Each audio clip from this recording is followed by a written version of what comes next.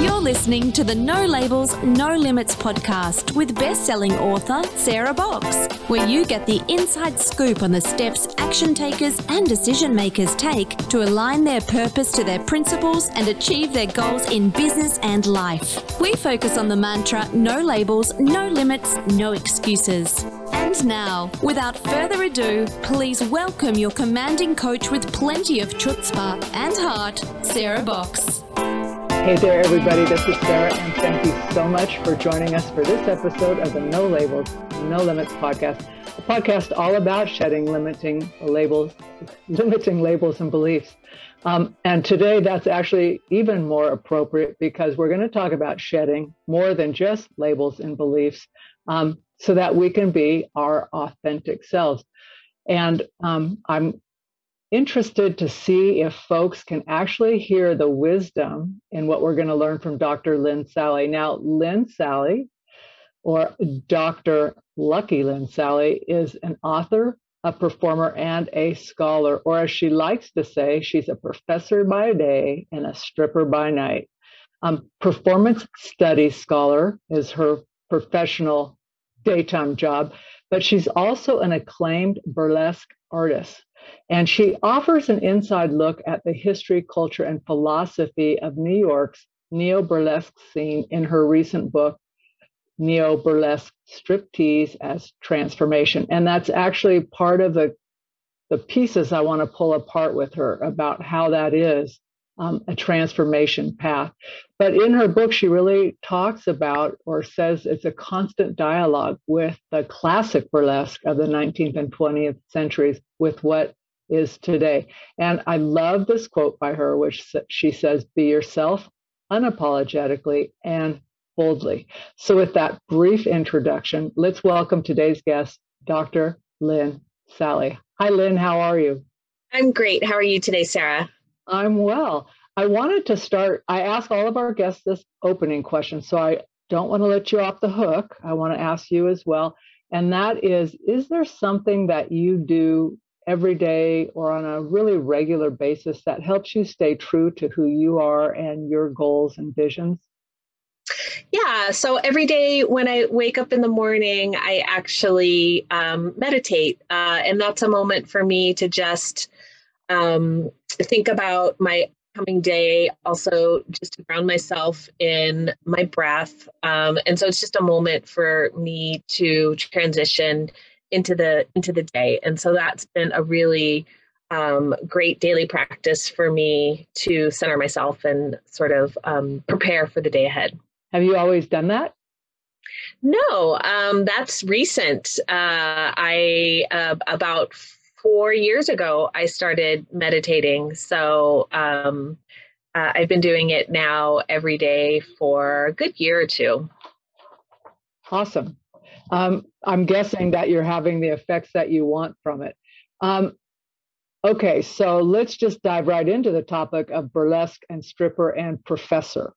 So I'm going back a few years. I'm sitting in class. I'm thinking about my accounting professor. And I'm going, what if I'd known she also did burlesque at night? So what kind of roadblocks did you have to overcome to maintain both? I mean, performance art and burlesque, you are all out there, and professors have a expectation upon them that I think might have prevented or presented some challenges to you initially. Is that correct? Absolutely. So much so that this book is a coming out for me. So I have for decades hidden what I've done, precisely because what you're saying, there's certain expectations around how professors are supposed to behave. And in general, in higher ed and academia, there's this disconnect between the body and the intellect. You know, there's this assumption that we can't inhabit both simultaneously. And so one of the things I did in this book was I finally, when I say I am a stripper, it's how I open the book. And I'm being a little tongue in cheek. It's not a commercial strip club. I've never been a commercial stripper like that. I am, as you introduced, a burlesque artist, though I'm not interested in sort of valorizing one over the other. And so that's why I say this. But for me, this was hard. I had two separate websites. I had two separate identities. And I hoped and prayed every time I went into a classroom that someone wouldn't Google me and find some article of some reporter who insisted on using my real name with my stage name. And so it's been a hard journey. But it took me no longer having a full-time appointment in academia to finally come out in this way, because I don't think that this would fly, even though this is a very legitimate book, well-researched, published by an exceptional university press. There's still pushback. And so it took me separating those from that world to write about my true self. So I appreciate that you did a distinction between, not to valorize using your language, but let's describe or put a definition between those so that people can understand what you're speaking about more specifically. Sure, of course. So burlesque is a theatrical form that is usually connected to either a nightclub or a theater or something like that. So it's a theatrical event. There's a host, there's a variety of performers. The majority, oftentimes there's a variety show. So there might be a singer or a magician or an acrobat who may or may not use striptease as a performance tool. But a lot of performers do use striptease. So on the surface, if you look at the removal of an item of clothing, technically speaking, what's happening in a burlesque show, the performer ends on stage in pasties and a G-string, which might be similar to if you were to go to what we think of as a commercial strip club. The difference is, and again, I'm not saying one's better than the other, absolutely. In fact, I'm saying they have more in common than we usually care to admit. But the burlesque performer, it's a theatrical event, and most performers are telling a story on stage. So they come out as a character or making a reference to something in popular culture, maybe a movie that just came out, or maybe a meme that they think is funny. And through that short vignette, they're able to tell a story of transformation. And so, they end, you don't know what's going to happen on stage, but the performer at the end of a burlesque act has told a story and has transformed. And so that's, to me, the difference in a strip club. It's pretty much a monetary exchange. And then in burlesque, I think of it as more like a theatrical event. So burlesque goes way back, right? So, I mean, I think that was my reference to it. And it was funny when I first came across your information, I'm going, burlesque? Are we still doing burlesque? Right? Because I always think of it back in the early 1900s, not that I was there, but like just on the shows or things I've seen that have been recorded from that, which is that really theatrical kind of dramatic versus my assumptions about a strip club, right? Or those kinds of things. So what might be, you're still active, right? Okay. Yes. So you talk about having a short vignette. What are some of the vignettes or memes that you have told the story around, maybe in the last couple of years? Absolutely. So burlesque, as we know it in the United States, emerged in 1868 when Lydia Thompson and the British Blondes came from the UK and brought their unique version of theater to New York City, to the New York City theater world. And what they did was revolutionary at the time because all of the women played the male parts. So this allowed them to dress up in men's clothes, which allowed them to expose their ankles. And at the time, it was 1868. It's Victorian. It's the Victorian era. And that was very, very shocking. Not only that, but they poked fun at everything. They poked fun at high culture. They poked fun at popular culture.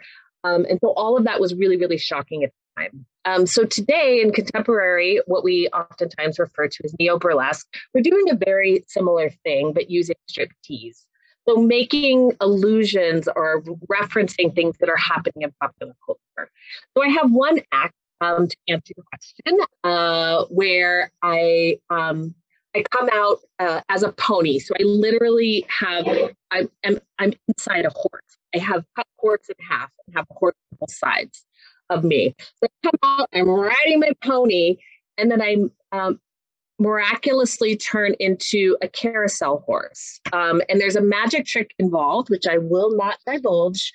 But I basically, a hole appears, and I turn into a carousel horse. Carousel horses, the metaphor is they're pretty, they serve a purpose, they're eye candy, but they're pretty stuck, and they're there to serve you and your pleasure.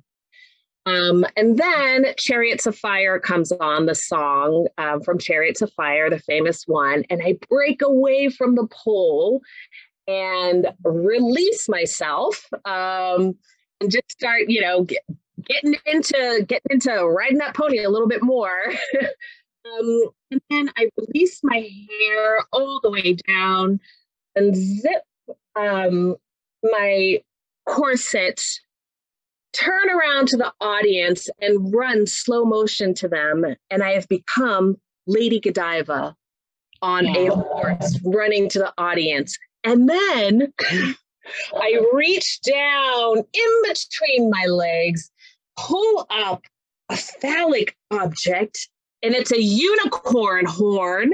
And I take the unicorn, place it on my head, and I am now a unicorn. So that act is obviously all about these key images in history, right? I come out, I transform into a carousel horse, into Lady Godiva, and then I become a unicorn, right? So it's all of that happens in like 3 or 4 minutes. And so that's just an example of some of the fun things that we can do on stage in a really short amount of time, and just telling a story through physicality, music, costumes, and super extreme facial expressions. I was watching you even just telling that, and I'm watching your mouth and your shape. I'm going, oh, she is a performer. So how did you even get into burlesque? If I met you on a street, I'd say, oh, she looks like I don't know, regular Jane, right? So how did you get into burlesque? Sure. Well, I was actually studying burlesque in graduate school. More specifically, I was studying American popular entertainment between the two wars, the Civil War and World War I. So burlesque was one of the things that I was studying. Same time as I was doing that, I'm in New York City, late 90s, early 2000s. One of my best friends and I, this is what we kind of did at night. On the weekends, we would get dressed up and put on wigs and eyelashes and costumes and dance for each other in the living room. So I was preparing for my burlesque career before I even knew that thing existed. And then one of my best friends joined the Pontani sisters, and I started getting involved with them. At first, I was a cigarette girl, and then they asked me to do an act. And so it just kind of grew from there. So it really happened sort of organically. I didn't go out and seek, burlesque as an outlet. To be honest, the scene was really emerging at that time that I started getting involved in the late 90s. It had been around, and it never really disappeared from the 50s and 60s conversation another day. But that's how I started in New York, just as this like organic thing, as an extension of what I was already doing. And I also started identifying as a female drag queen when I was in college. And so that was another thing that it really tapped into something that had pre-existed in me before. That being able to switch and be a drag queen, or like being more theatrical, Exactly. I mean, drag to me is about imagining a persona and then, going to extreme measures with hair and makeup, costuming, and a flamboyant personality to pull it off. So in college, they would tell me, oh, you can't be a drag queen because you're a woman. But I just kept, doing my thing. There's something really liberating in that ability to just, to bring something into being whatever you can imagine in your mind. And so I think it's really exciting. It's just an exciting way to approach art and to approach life. So this was going on in parallel with your finishing your degree and becoming a professor? Yes. Interesting. Yeah. So I have a very distinct memory of being in graduate school, and I was a TA. I won't tell you for who, because I don't want to get in trouble, but I had this distinct memory of being in his office and grading papers or doing whatever I was doing at the time, and then having a gig and having to get what we call get into drag. And so I just put on all my makeup, and I remember very distinctly like wiping the glitter off of his desk into a garbage can. And we all know that glitter, it doesn't go away. And I bet you if I went back to that office today, I would find some glitter in the cracks of the desk. So yeah, those things were happening simultaneously. And it was a fun way, a little extra money, graduate student. And to also, I'm a performance studies scholar. So they connected in more ways than one. And a lot of the things I was studying in graduate school, I was able to, think about and help, deepen my stage performance too. So there are a lot of stigma and consequences that come along with being a burlesquer. I'm assuming, but I just imagine there are. So can you share what some of those are? And I know this is early also, where you've merged your two lives to become public, what you're anticipating for yourself. Yeah, absolutely. There are absolutely stigmas. And it's, like I said at the beginning, it's one of the reasons why I just kind of kept the worlds separate. And there is a stigma that somebody who uses their body to tell a story or make money is somehow not professional, not legitimate, not intelligent. And none of those things are true. I had a reporter one time that did a story about a weekend intensive called Camp at my house. And it was a weekend. I thought it was funny. It was like camp. And I had a reporter that was covering it, and they came and they did a wonderful job on the article, submitted it to their editor, and the editor came back and said, I can't find any proof that this person teaches at NYU. So I sent them a link to the NYU course description. Well, that doesn't prove anything. So I sent them a copy of my syllabus, and they still would not accept it. So I had to send them a photo of my pay stub to prove that I taught this class. And it was so annoying, first of all, and shocking, but also not shocking, because I realized what that person is thinking the whole time is what I just described, that stigma that somebody who uses their body, tell a story, or make money is somehow not intelligent or not a professional. And I have countless examples of this, of people who've gotten fired from various types of positions because they're burlesque performers. And what always pops into my brain is, what do they think is going on in at these shows? If you can just imagine a grown-up variety show with people, almost like an open mic, getting up there, doing their thing, really going for it, having a fun time in those costumes and ridiculous amount of makeup, and telling a little story on stage. That's what burlesque is. And so I always think, God, I know for sure that all of those people, anyone that's ever fired someone, or, you know, children taken away from their mothers because they did burlesque, I don't think any of those people have ever been to a show, because it is so much more campy and fun. You know, I wouldn't call it PG-13, but, you know, it's adult humor. But it's so much more benign than what people, I think, are expecting or thinking, precisely because of that stigma, as you described it. And I'm actually imagining that it is probably more tame than some of the stand-up mic stuff that goes on, just because it does not sound like, from your description, that the purpose of it is to ostracize or shame or make people wrong, but rather to make light of and make fun of and help transform. Absolutely. I mean, that's what it is. That's what burlesque is. It's poking fun. It's parody.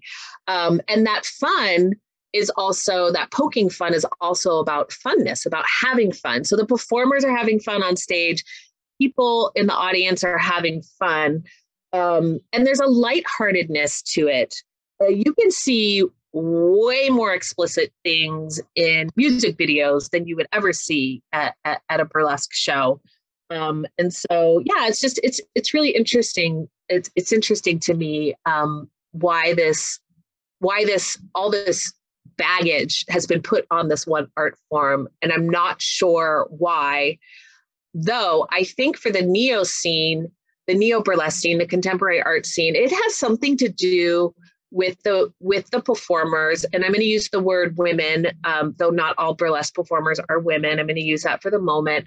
But I think it has something to do with the women who are getting on stage and bearing their soul and their ideas and their bodies. And oftentimes they may not conform to mainstream beauty ideals. It might be an aging body. It might be a skinny body. It might be a fat body. And I think that actually is where people's discomfort comes from.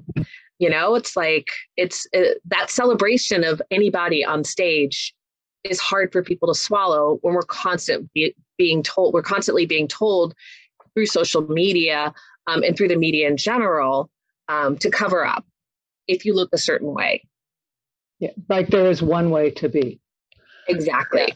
And that's why when I read about you, I thought, ooh, and I think I told you this before when we were figuring out all the tech glitches that I had, that I just think how courageous it is, right, to be able to do that, because there is the metaphorical and the literal version of being bare, right? You know, and people talk about being authentic. I just think it takes something to be comfortable with yourself.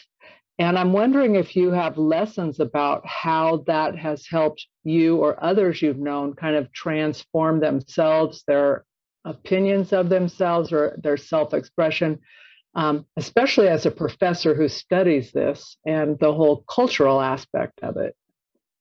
Yeah, absolutely. You know, and there's a lot of talk, and I can provide lots of examples of people who get into burlesque. They might not want to be a professional performer, but they want to take classes. They want to come up with an act. They want to express themselves in a way that sort of pushes against perhaps decorum or expectations. And they, you know, again, they might not have any plans to ever continue with it beyond that one set of classes or coming up with that one act. Because I think in this society, women are definitely put into boxes, and to be able to break free out of that box is really, really liberating. And to see women in my classes transform from when they walk in until they get on stage, it's really a beautiful thing to witness. And so there's a lot of empowerment behind a lot of burlesque. And of course, that doesn't, there's some who argue that burlesque is a performing art and it's not therapy. But I personally think it's okay. It's a little bit of both. Well, if you're stretching yourself, I tell you, if I was in your class, it would be a huge stretch for me. Not because I think burlesque is wrong, but because I would think that I wouldn't have what it takes to be successful, right? It's like, I don't think I could do that. So the purpose of the class for me would be just to be uncomfortable and get through. Oh, and I'd want an A, by the way. I'm sorry. Anything less than an A, especially if I'm uncomfortable, is not going to do. But so I can see it being an empowerment piece, even if it is within the confines of the class, because you're there with other people, right? It's not just taking place in your head. Yeah, absolutely. And there, that can be scary, sharing yourself in that way. But I do make efforts in my classes to create a safe space and a community so that the folks taking class start to, depend on each other. They become friends. They're bouncing ideas off of each other. They're workshopping ideas together. They're doing some stitch and bitching together. And to me, that's actually one of the things that's most profound. One of the things that's very profound about burlesque is that it creates a very strong sense of community, of camaraderie. You're all in it together. Like if I'm teaching a 6-week workshop where we come in and everyone's a new performer and they come up with stage names, come up with concepts. We start breaking things down, how to come up with an act into steps. And by the end of that six weeks, they know that they're going to be on stage having made a costume and an act and choreographed it and done everything themselves. There's a lot of camaraderie that comes with that, especially as you're saying, like, oh, you would be scared to be vulnerable in that way. And so you're in it together. And I think that's one of the things that makes it really exciting and also supportive in that type of an atmosphere. So how many people are in a class over the 6 weeks? Yeah. So when I do, those are practicum workshops, not connected to an institution necessarily. And I like to keep it no more than a dozen for something like that.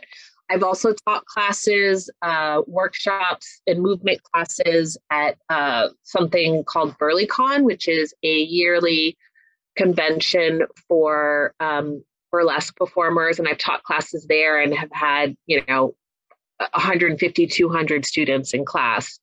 When I teach at New York University, I teach there every summer, and I've taught burlesque there for, I think this summer is my 18th or 19th year, because I started teaching when I was 4 years old.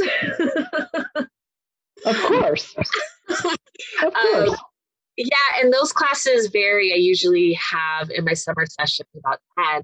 So a couple years ago, I did a really short version of class, and I only had 3 students, and it was really intense. So the numbers range, but I think 10 to 15 is a good number in a practicum course. Okay. So now when you're teaching and you were saying that your university students don't necessarily know your stage person, I'm expecting all that's going to change now. Well, NYU is the only institution that I taught at that I was forthright about being a performer, because I did go to class and most of them already knew. So, so that is the one place that I was, out to them. And also that class at NYU, it is a history and a theory class, but for the final, I've always given them a performance option.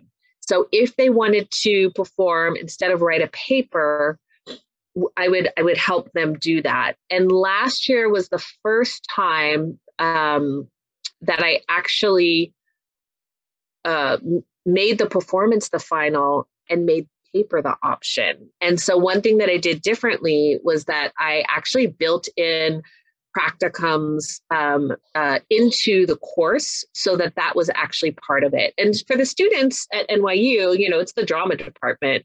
So they love it. And that's just part of what they do in their training. And they find a lot of liberation in being able to come up with their own ideas and executing and putting them on stage. And there's something very different about that process than a traditional theater role where you go on audition, they give you the role, you have a costumer that's making the costumes, you have a director advising you what to do. In burlesque, the performer is the director, they're the costumer, they're the choreographer, they're the publicist, they're the director. They wear all hats at the same time. And there's something really exciting, especially for a student at NYU in the drama department, which is a highly prestigious program, very difficult to get into. So they're all top students. They're all phenomenal actors. And they're really given this moment to do whatever they want on stage. And I think it's really liberating and exciting for a lot of them. So that, I think, comes into a topic we wanted to talk about, which is agency, right? Because when you are the designer, the script writer, the director of your own self, right? So talk about the impact of burlesque and agency and women in general, because I know that's something that's important to you. Yeah, absolutely. Yeah, that to me is one of the things that's most exciting about burlesque. That self-authorship is what I refer to it as, is like coming up with your own stories, coming up with your own narratives, coming up with your own, how you want to present yourself to the world. That self-authorship is really liberating. And I think that that's something that's connected to early burlesque. And by early burlesque, I'm talking about Thompsonian burlesque from the 19th century.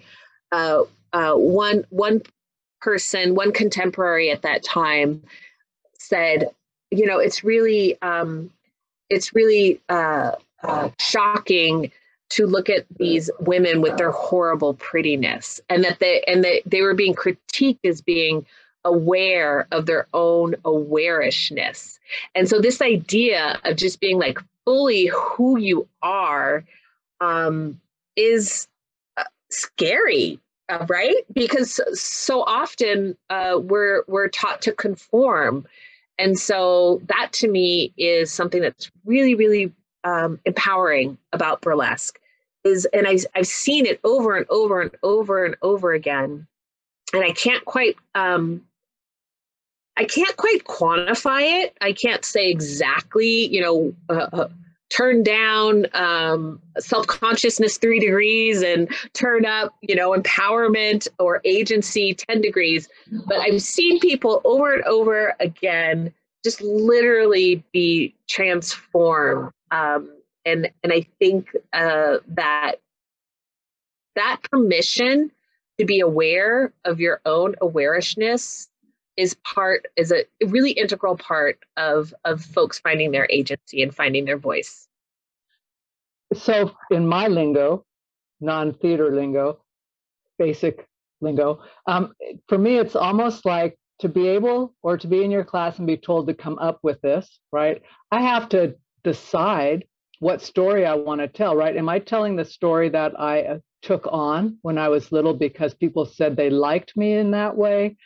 Do I even accept that story any longer, right? So what would I write if I was rewriting and recasting myself? And it seems to me that because it's in a class setting, I don't have to take it so serious, like this is my only chance to get this story right? It's like, okay, version 1 was pretty close. Let's do version 2 and do it a little different. I just think there would be freedom in that to tell your own storyteller and own it versus saying, oh, poor me, I have to be this story and not even understand why you are that story. Absolutely. I think that's such a great way to look at it. And that whole idea of reinvention, every act is an opportunity to reinvent yourself, and I tell oftentimes students they'll come up with a stage name, let's say their stage name is I don't know, Raggedy Annie, right? Or something like that. And they're like, oh, well, now I always have to be Raggedy Ann in all my acts. And now, no, you could change your stage name every time you get on stage. You could change your persona. You're not stuck in one narrative anymore. And that's one of the things that's really fun about it. If you tend to do more comical acts, if you really want to switch the narrative and do a femme fatale act that's a little bit more serious, there's space for all of that. And that's really, really interesting to me, seeing what people come up with for their very first acts, the story that they're telling on stage. It's really interesting because I'll tell you right now, nobody comes up with their first act. Nobody's acts look the same. They are literally each as unique as a fingerprint. And so it's really exciting to bear witness to that and also to have that process along. As are we all unique, right? Which why the whole conforming thing is such a waste of time, right? We aren't the same. We are similar. We share things. We are not identical. So I just think that is liberating. So tell me, what's one of the surprises that you encountered from writing this book?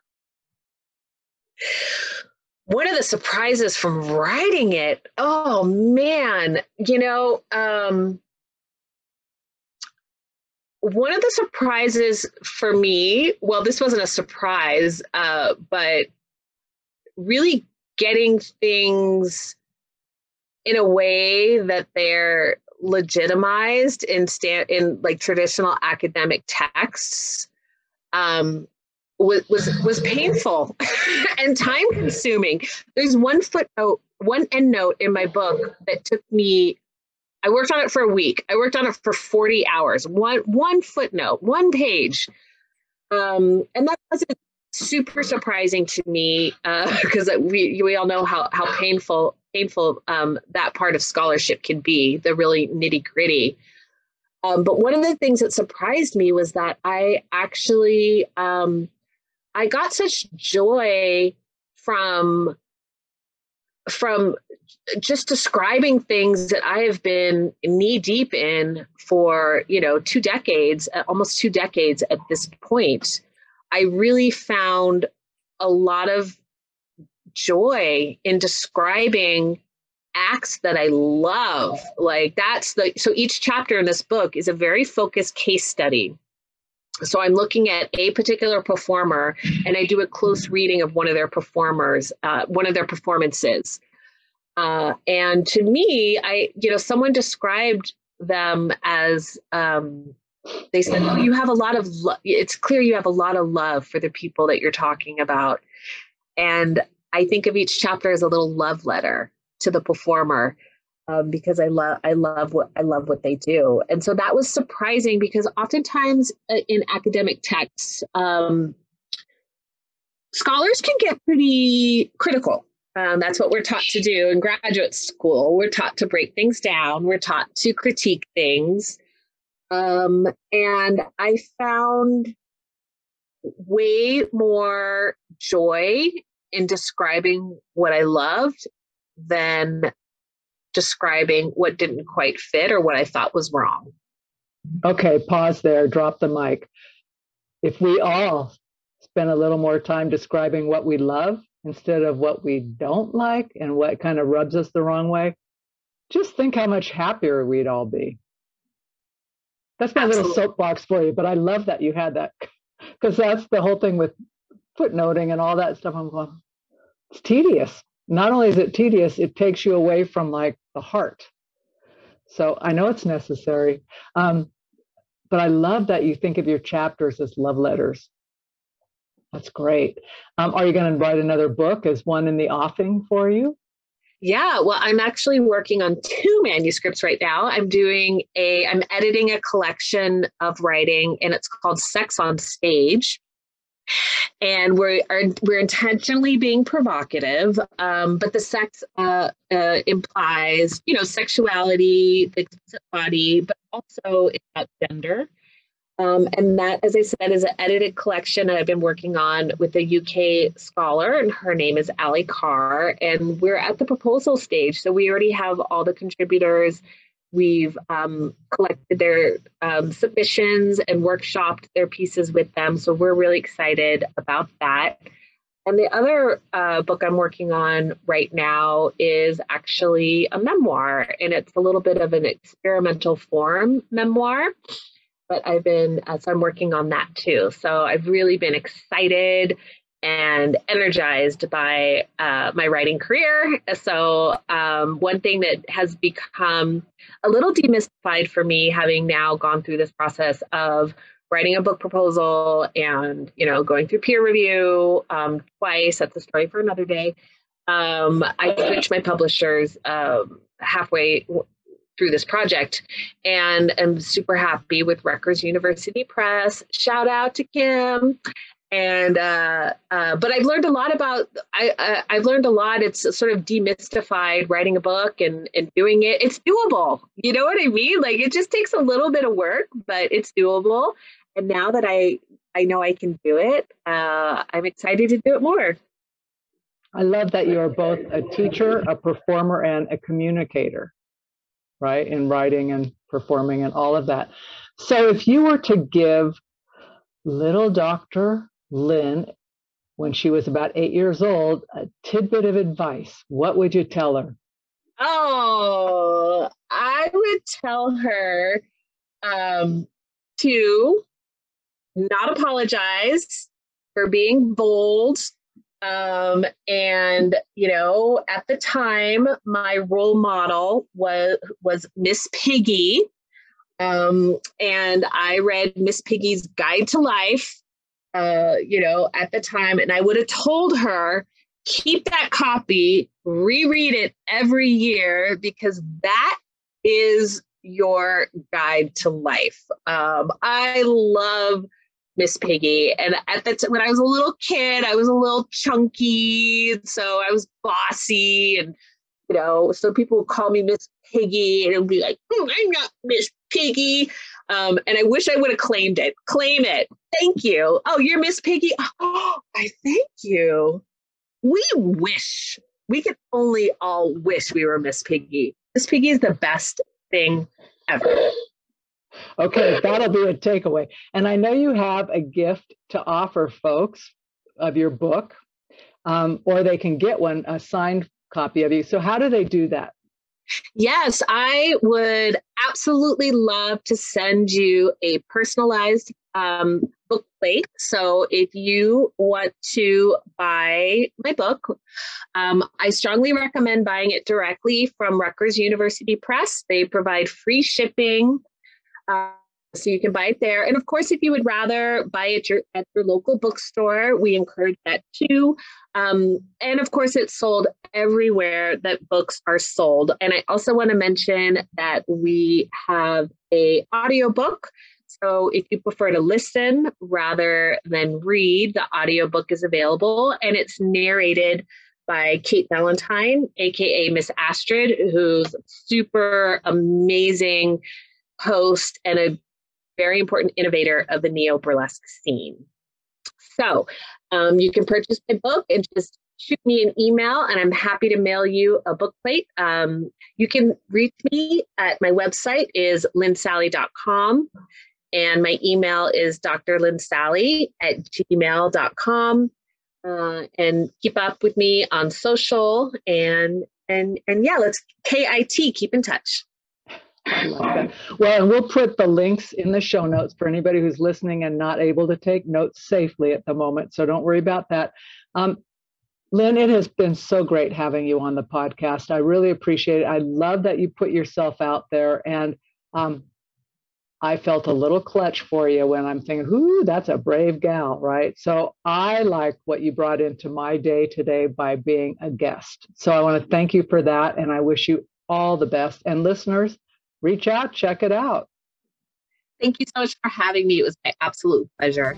You've been listening to the No Labels, No Limits podcast with best-selling author, change agent, and strategic vision coach, Sarah Box. You can grab the show notes and find out how to work with Sarah at sarahbox.com/no labels, no limits podcast. We'd love this podcast to reach as many people as possible. So please remember to rate, leave a 5-star review, and share the podcast with someone you think would get value from this conversation. Until next time, keep taking those daily action steps to align your purpose to your principles and achieve your goals in business and life.